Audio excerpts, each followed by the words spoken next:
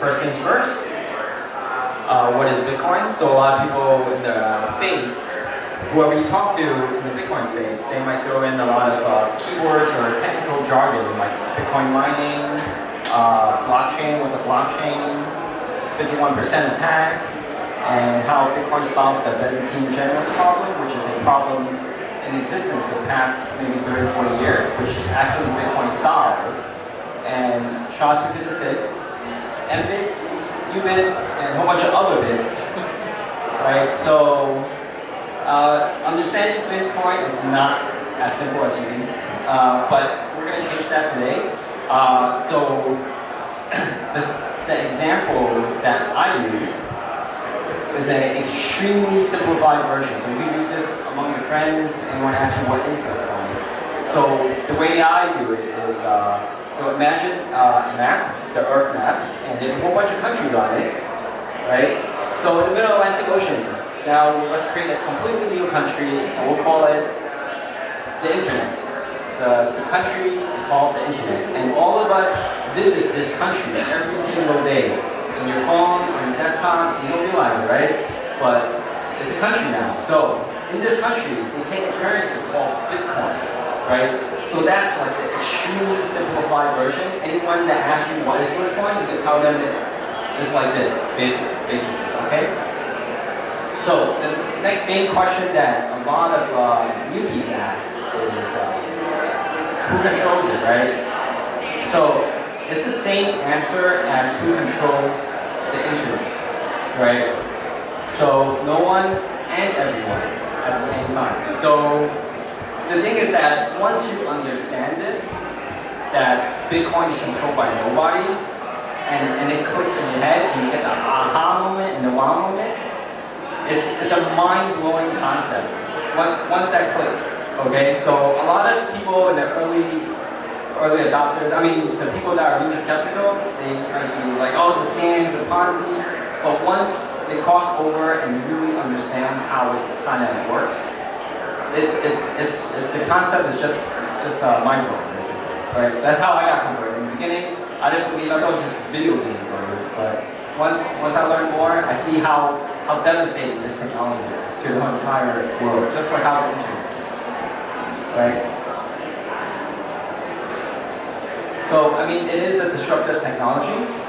So you can think of it as how the encyclopedia got completely ousted by Wikipedia, and how the CD player got completely killed by the MP3 technology, where it completely took over, right? So same thing with paper money. Paper money has been in existence for hundreds, thousands of years, and it's really old technology, think about it. So with the invention of virtual currencies, is able to literally, knock paper money off its feet and really take over, right? So we're still in that really early phase, and it's really hard to say where it's going to go, but obviously the cat's out of the bag, and it's not going back in. These ideas are here to stay, right? So it's going to really disrupt the paper market currencies, right? So next thing is what makes it so disruptive. So most of us are familiar with centralized systems. So in the center, you think of it as it contains your website or a central bank which issues currency to the country, right? So now, if you take out the middle point, you would knock out the entire infrastructure, and nobody would be able to access the website. Or you take out the central bank, no one would be able to issue currency. So what Bitcoin is a completely decentralized system where everyone has a copy of the entire Bitcoin ledger, as they call it. So anyone that installs the Bitcoin application actually has a copy of everyone else's transactions that we send back and forth. So to really take down the entire Bitcoin network, you have to literally confiscate everyone that installed the Bitcoin application. And you would think, that's impossible. How are you going to do that? Right, so that's what makes it really, really disruptive.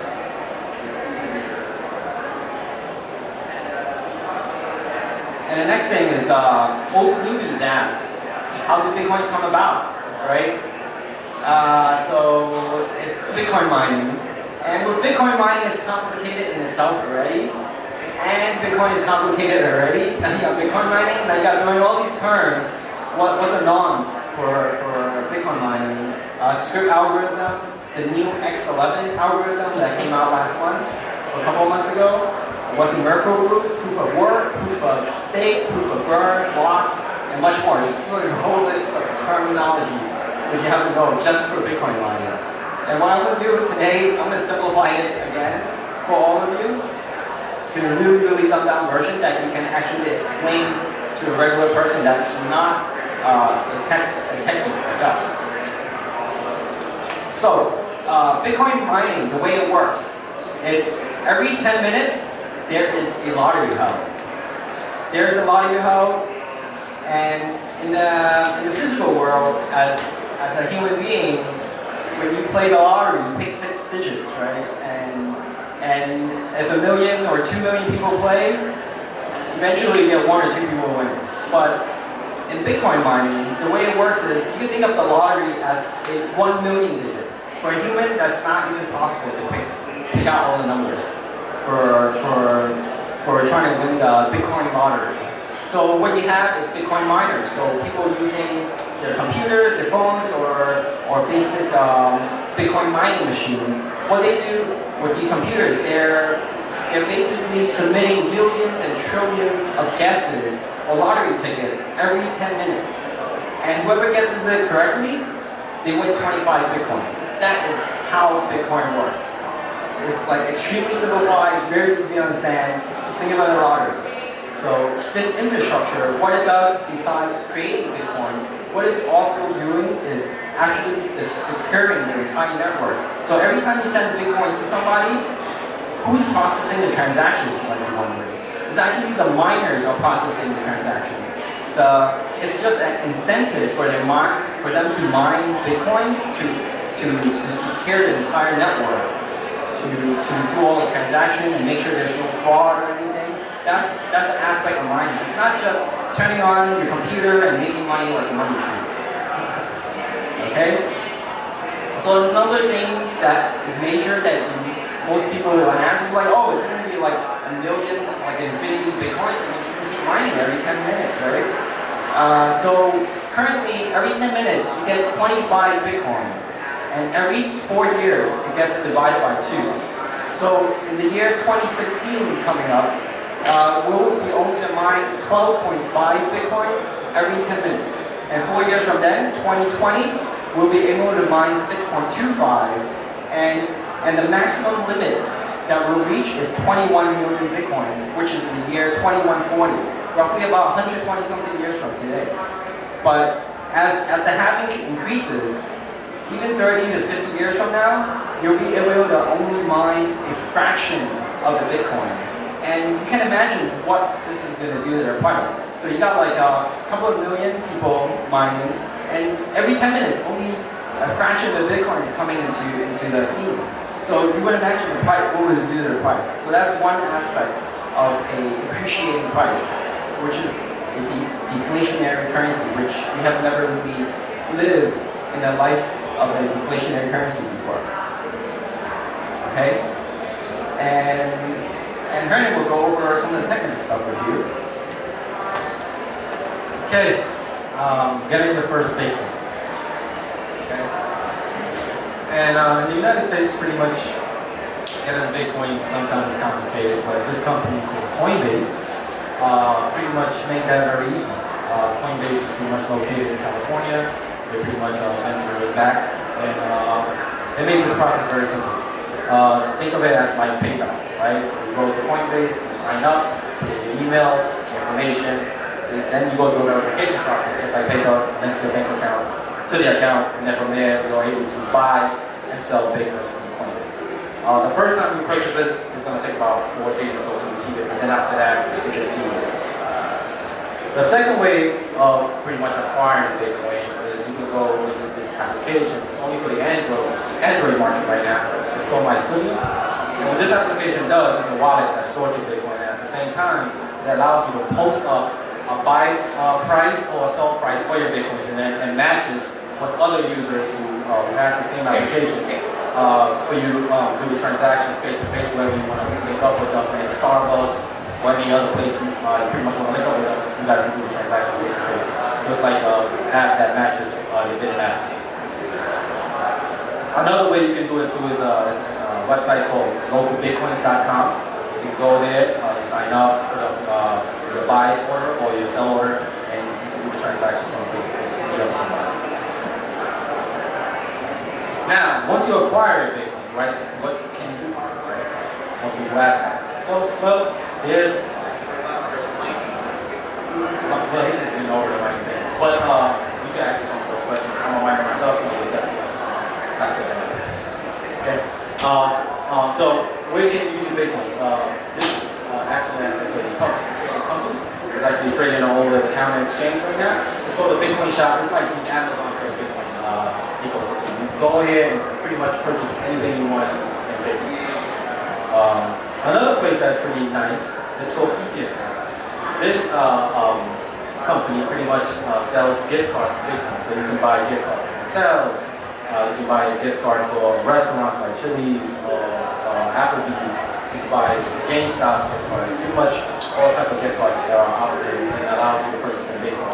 And every time you do purchases, they give you like credits. So you accumulate points, and then pretty much you can buy like $100 card for free. And I use it all the time. Another thing you can do when you acquire these Bitcoins is you can move into another cryptocurrencies. Right now, pretty much Bitcoin was the first cryptocurrency, and then after that, spawned a whole bunch of other. Right now, actively there's over 250 cryptocurrencies right now trading back and forth against Bitcoin. So you can move into another cryptocurrency.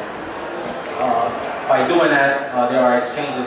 One of them that's pretty popular is called Currencies. It allows you to move from Bitcoin to Litecoin, or from Bitcoin to Peercoin, Novacoin, etc.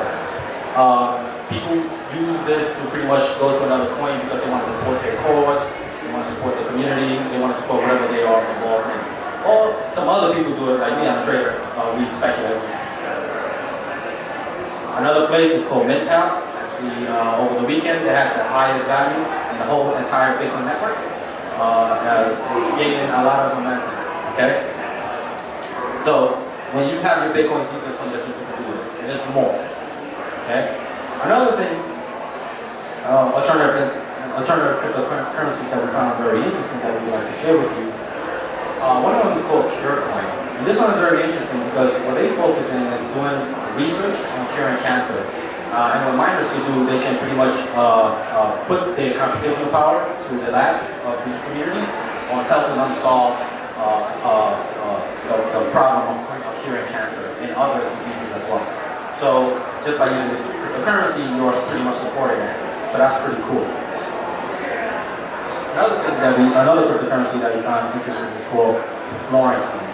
And what this cryptocurrency does, it allows you pretty much to input a message on a transaction. So every time I send you money, anything like that, I can put a message in that transaction, and that message can be published on the blockchain, which means that everybody can see that. So you can think of it as a decentralized split. Where, for example, like in Turkey not too long ago, the government was blocking and censoring a lot of information that was going viral from Twitter, YouTube, and Facebook and stuff like that. So with this, pretty much people can express themselves, and then pretty much governments cannot stop. So that's very, very interesting. Another one that we find very interesting is called Philosopher's Stone. And what this coin does, it's pretty much designed for like a holder, the guy who likes to hold and pretty much get rewarded for it. And it has a very certain limit. There's only about 3 million of these coins that are ever going to be produced, and it actually gives you a 50% interest every year. So it's about 3.44 a month of interest if you hold it for 7 months. And if you hold it for a whole year, it's about 50% interest. So it kind of like replicates itself using a concept that's very, very interesting.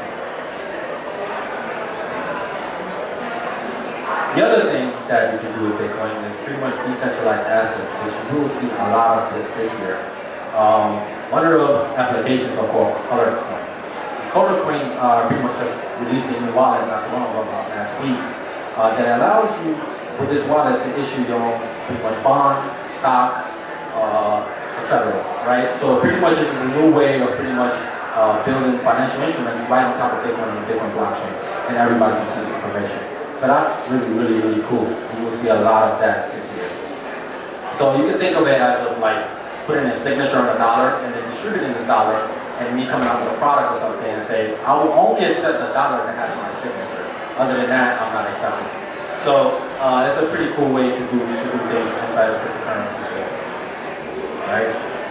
Given the rise of decentralized exchanges, so now people can pretty much, startups can build a company, raise capital in Bitcoin, and pretty much go public in Bitcoin and produce dividends to their shareholders, all decentralized, without going through NASDAQ or anything like that, or these regulatory environments and stuff like that.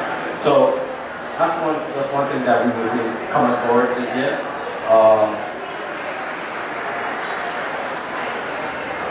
So examples of how pretty much Bitcoin is saving, right?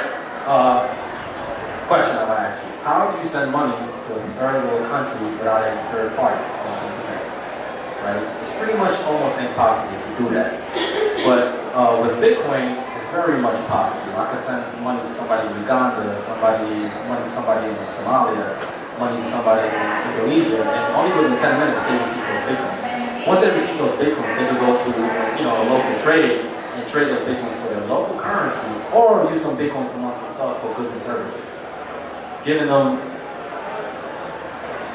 access to go around these governments that they pretty much are under, constantly inflating the crap out of their currencies, pushing people, more down to poverty levels and stuff like that. So that is one way why we think that Bitcoin will grow on a global scale. It will grow in the next few years, and pretty much we think that it's here to stay because of that. And our next show will pretty much give a slide on this example. Okay, so we have a new film that just came out